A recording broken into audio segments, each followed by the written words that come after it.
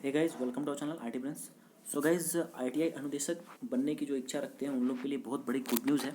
Guys, जैसा कि आप देख सकते हैं कि शॉर्ट नोटिफिकेशन है उड़ीसा स्टेट सिलेक्शन कमीशन की तरफ से, जहां की उड़ीसा स्टेट से जो है आप लोग का 250 post assistant training officer ATO के पद के लिए बहाली निकलने वाली है। क्योंकि ये गाइस जो है शॉर्ट नोटिफिकेशन है और जो है अभी डिटेल्ड जो है नोटिफिकेशन आना बाकी है, बट बहुत ही जल्द आ जाएगा। क्योंकि यहाँ लास्ट में आप लोग एक लाइन मैं आप लोग को दिखाऊंगा अभी थोड़ा देर में कि वहाँ पे वो चीज़ लिखा गया है। तो गाइस चलिए इस पे डिटेल्स में हम लोग बात करते हैं कि ये शॉर्ट नोटिफिकेशन है कि एलिजिबिलिटी क्या क्या है, फिर पोस्ट कितने हैं और कौन कौन एलिजिबल होंगे, क्या अदर स्टेट के बच्चे भर सकते हैं या नहीं भर सकते हैं, इन सभी चीज़ों पे हम लोग बात करते हैं। तो चलिए गाइस शुरू करते हैं। तो गाइस जैसा कि आप देख पा रहे होंगे कि यहाँ पे देखिए टोटल जो है 250 पोस्ट की जो है वैकेंसियाँ निकाली गई हैं असिस्टेंट ट्रेनिंग ऑफिसर। अब यहाँ पे देख लीजिए, ये हो गया। उसके बाद देखिए यहाँ पे यदि मैं बात करूँ कि कौन कौन से बच्चे इसको अप्लाई कर सकते हैं। देखिए इसको दो कैटेगरी में बांटा गया है, ठीक है। Category 1, category 2। तो कैटेगरी 1 हो गया आपका CITS ITI कैंडिडेट्स, और दूसरा होता है CITS आपका डिप्लोमा या डिग्री कैंडिडेट्स। बट गाइज यहाँ पे यदि आप नोटिफिकेशन में देखिएगा, हालांकि ये शॉर्ट नोटिफिकेशन है गाइज, बट इसके बाद जो है जो डिटेल नोटिफिकेशन आएगा उसमें ही क्लियर हो पाएगा कि CITS जो है यहाँ पे CITS का क्या वैल्यू दिया गया है। क्योंकि यहाँ यदि इस नोटिस में मैं देखता हूँ तो यहाँ देखिए कैटेगरी 1 जो है पोस्ट फॉर NTC और NAC holder, that means national trade certificate और नेशनल अप्रेंटिसशिप सर्टिफिकेट होल्डर के लिए ये पहला पोस्ट है, जिसमें कि टोटल 81 टोटल वैकेंसियाँ हैं। और दूसरा कैटेगरी जो है वो डिग्री और डिप्लोमा होल्डर के लिए है, जहाँ की 169 टोटल वैकेंसी है उन कैंडिडेट्स के लिए। अलग अलग कैटेगराइज कर दिया है हालांकि। और दूसरे स्टेट्स में जो रहता है 50% रहता है आपका CITS विथ ITI और 50% रहता है CITS विथ डिग्री डिप्लोमा। तो यहाँ पे तो अभी इस तरह से फिलहाल तो नहीं दिया है। खैर गाइस चलिए इसी में हम लोग अब देखते हैं आगे क्या है। तो यहाँ आप लोग देख पा रहे होंगे अनरिजर्व कैटेगरी में, जहाँ की टोटल 41 सीट है ये NTC NAC होल्डर के लिए। और यहाँ देखिए W का मतलब हो गया वुमेंस के लिए, मतलब कि लड़कियों के लिए। तो टोटल यहाँ पे कितना है, 13 है अनरिजर्व में। यदि टोटल संख्या की यदि बात करूँ तो वुमेंस के लिए 28 सीट है और टोटल 81 सीट्स हैं, जिसमें कि बॉयज़ और गर्ल्स टोटल मिला करके, जिसमें कि 28 सीट जो है गर्ल्स का रिजर्व है। उसी तरह से डिग्री और डिप्लोमा की बात करेंगे तो यहाँ पे 169 है, जहाँ की वुमेंस के लिए 53 सीट्स रिजर्व रहेंगे। उसके बाद देख लीजिए यहाँ पे जो है आरक्षण की बात करें तो ESM या PWD या स्पोर्ट्स पर्सन्स जो हैं उनको डिटेल एडवर्टीजमेंट में देखने को मिलेगा कि उनका क्या क्या आरक्षण रहेगा, कितना, ये सब सारी चीज़ उसमें पता चलेगा।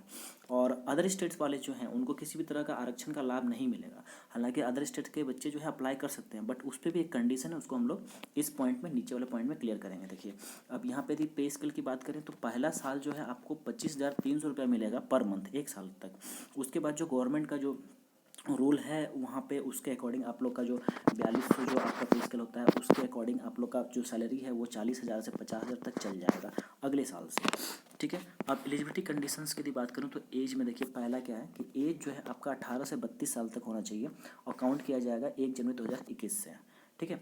यहाँ पे एज रिलैक्सेशन जो है आपके यदि उड़ीसा के हैं तो आप उसमें काउंट करेगा, दैट मीन ST SC या फिर OBC के लिए जो 3 साल, फिर 5 ईयर्स का जो होता है, OBC का 3 ईयर्स और फिर ST SC का 5 साल, तो वो वाला काउंटिंग फैक्टर होगा सिर्फ उड़ीसा वाले राज्य के लिए, अदर वालों के लिए जनरल हो जाएगा, ठीक है। अब यहाँ पे देखिए मिनिमम एजुकेशन क्वालिफिकेशन देखिए यहाँ पे कह रहा है कि NAC होना चाहिए या NTC फ्रॉम NCVT। यहाँ पे SCVT नहीं चलेगा, ठीक है, SCVT नहीं चलेगा क्योंकि यहाँ पे NCVT स्पेसिफाई कर दिया गया। दूसरी चीज़ यहाँ देखिए कि डिप्लोमा और डिग्री AICTE अप्रूव्ड है यदि आपका, तो फिर मान्यता दिया जाएगा।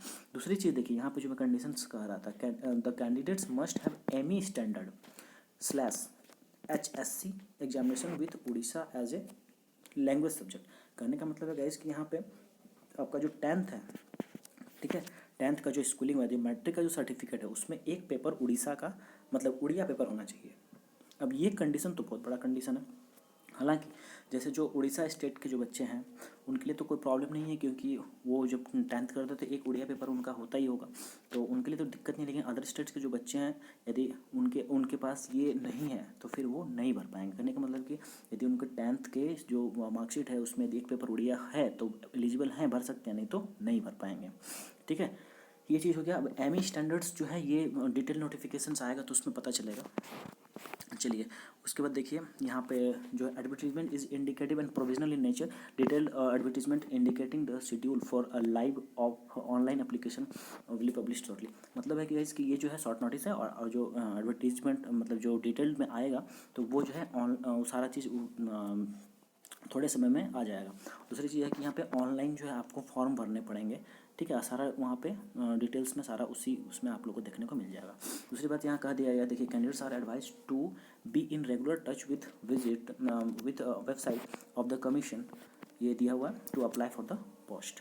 कहने का मतलब है कि कहा जा रहा है कि वेबसाइट के साथ रेगुलर टच में रहने के लिए, ताकि जो है जो ही कुछ अपडेट्स आता है, आई मीन जो भी अप्लाई के लिए करने के लिए आती है, जो बहालियाँ आएंगी तो फिर आप लोग अप्लाई कर पाइएगा।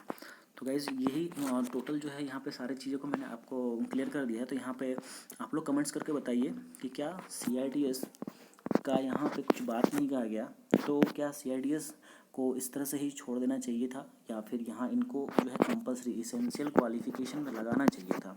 ये चीज़ आप लोग बताइए, आप लोग कितना सहमत है इस चीज़ से, आप लोग कमेंट्स में ज़रूर बताइएगा अपना राय। तो गाइस चलिए मिलते हैं इसमें जो ही कुछ अपडेट्स आता है, लाइक जो है डिटेल नोटिफिकेशन इसका आता है, फॉर्म अप्लाई का जैसे ही स्टार्ट होगा आप लोग का चैनल के माध्यम से जो है आप लोग को सूचना दे देंगे। तो चैनल को सब्सक्राइब कर लीजिएगा। तो ठीक है गाइज, अपने दोस्तों तक भी ये वीडियो को जरूर शेयर कीजिएगा ताकि उन लोग तक भी ये इन्फॉर्मेशन मिल जाए, उन लोग को भी। मिलते हैं अगले अपडेट में, तब तक के लिए thank you so much and have a nice day.